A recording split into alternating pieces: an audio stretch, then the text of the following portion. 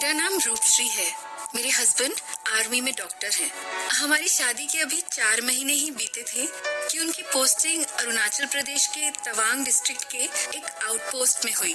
वहाँ कुछ नहीं था, लाइट भी नहीं थी, बस सिर्फ कुछ लोग और 1-2 कॉटेजेस। वहीं से 10-11 किलोमीटर दूर एक जगह है खिंजामणि। मेरे पति को ऑफिशियली वहाँ जाना था, तो मैं भी साथ हो ली। वहाँ पैदल ही जाना पड़ता था।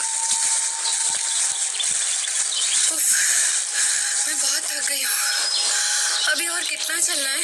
कहा था थक जाओगी, रहने दो। एक फौजी की वाइफ होने से वाइफ फौजी नहीं हो जाती। वो देखो, वो ऊपर अपना जो नेशनल फ्लैग है ना, बस वहीं तक जाना है। ओह गॉड, वो तो अभी भी बहुत दूर है। अभी तो थक गई? अरे हमारे देश के जवान दिन भर में 10 बार ऊपर से नीचे आते जाते हैं, पता है तुम्हें? हाँ, जाबाज सैनिक है हमारे देश के। पूरी दुनिया उनकी हिम्मत की दाद देती है।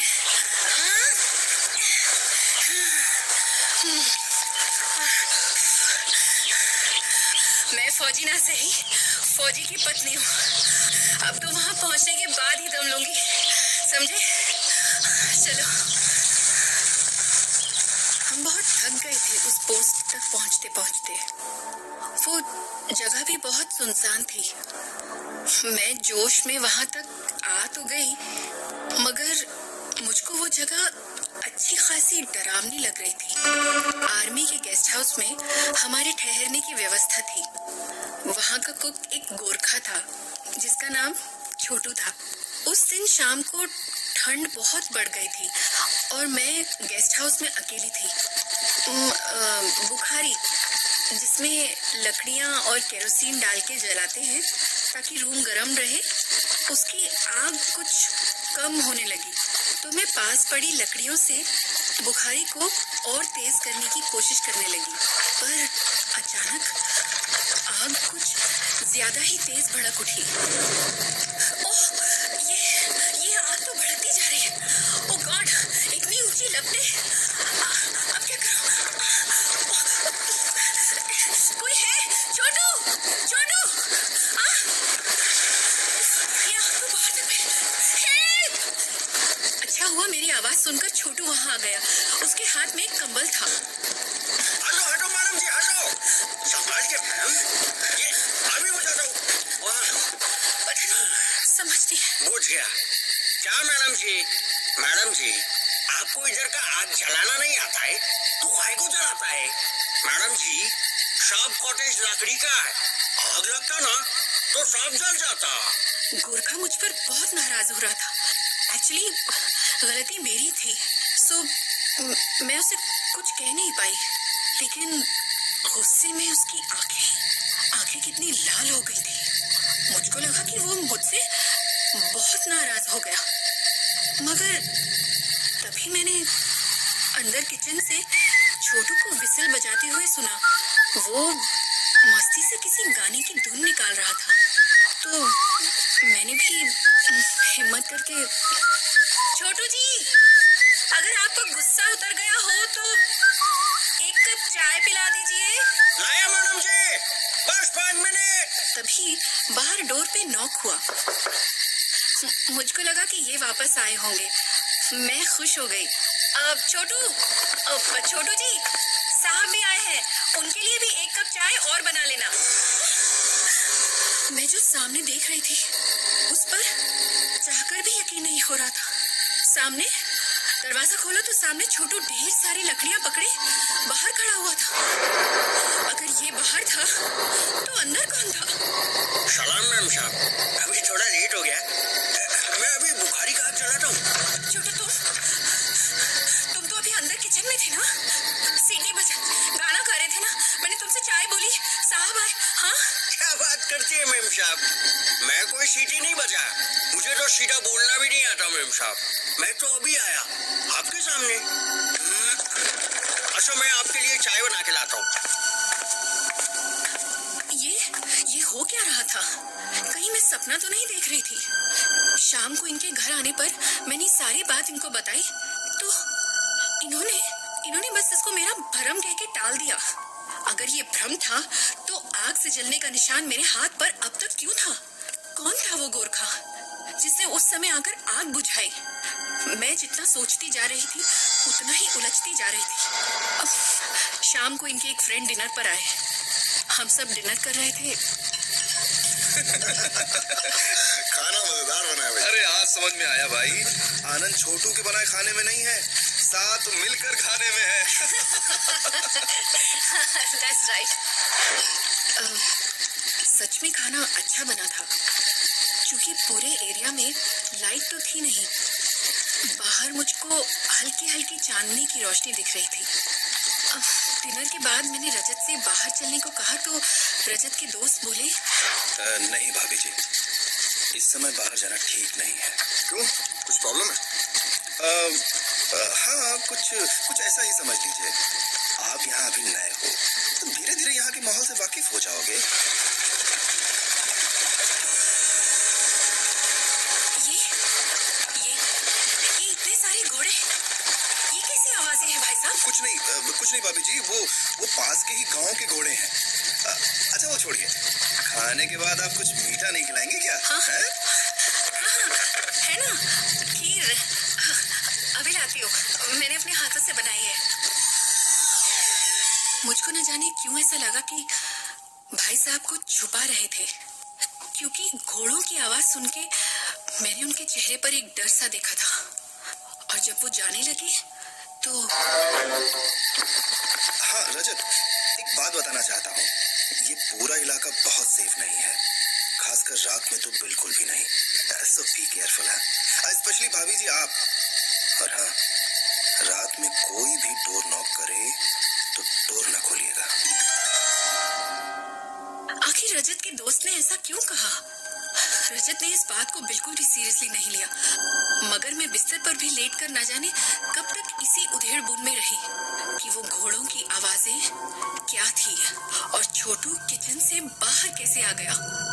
यही सब सोचते सोचते मेरी आंख लग गई।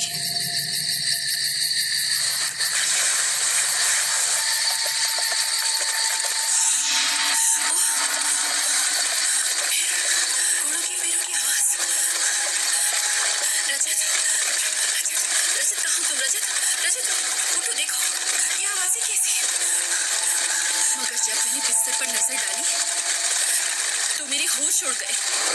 रजत बिस्तर पर था ही नहीं।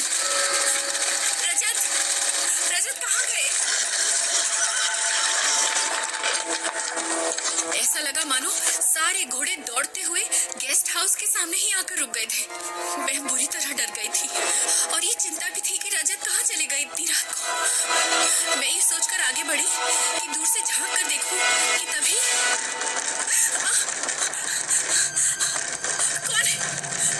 कौन है? मगर उधर से कोई जवाब नहीं आया। कोई पागलों की तरह दरवाजे को पीटता जा रहा था। मैंने सोचा कि कहीं ये रजत तो नहीं। मगर रजत के पास तो चाबी है, वो भला दरवाजा क्यों पीटेंगे, वो भी इस तरह। मुझे रजत के दोस्त की बात याद आ गई। हाँ रजत, एक बात बताना चाहता हूँ, ये पूरा इलाका बहुत सेफ नहीं है, खासकर रात में तो बिल्कुल भी नहीं। सो बी केयरफुल है, स्पेशली भाभी जी आप। और हाँ, रात में कोई भी डोर नॉक करे तो डोर ना खोलिएगा। जो भी हो, मुझे दरवाजा खोलना ही चाहिए। ये सोचकर मैंने एक मोमबत्ती जलाई और मैंने जब दरवाजा खोला तो वहां कोई नहीं था। दूर दूर तक बस वीराना ही वीराना। फिर भी मैंने हिम्मत करके आवाज दी, कौन है? फिर से दूर से आते हुए घोड़ों की आवाज सुनी, मगर ये क्या? भगवान, घोड़े के ऊपर तो कोई बैठा हुआ था।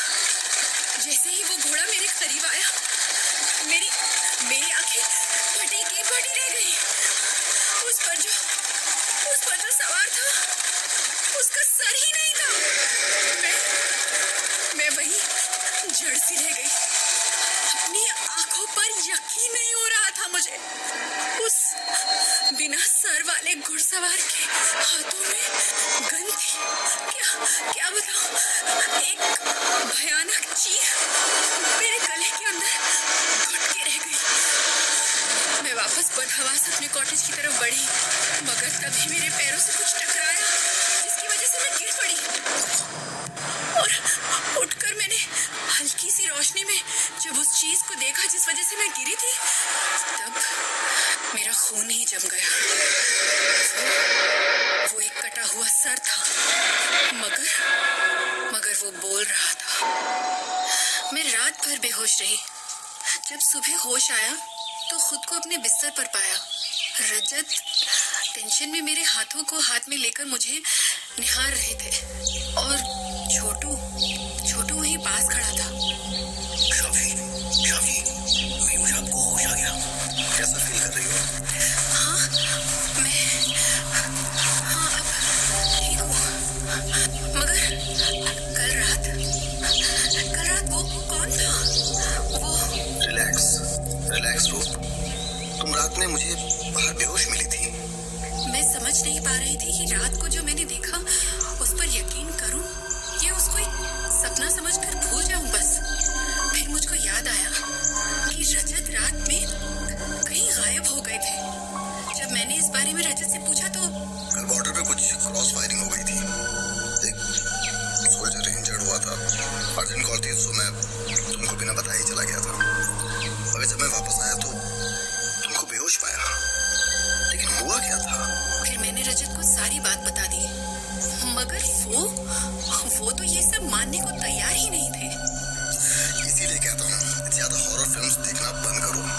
दिन भर वही सोचती हो और फिर रात में सपने, यही सब चलता रहता है तुम्हारे। डरती रहती हो। वो घोड़े, वो सरकटा हुआ सिपाही, सब बकवास है।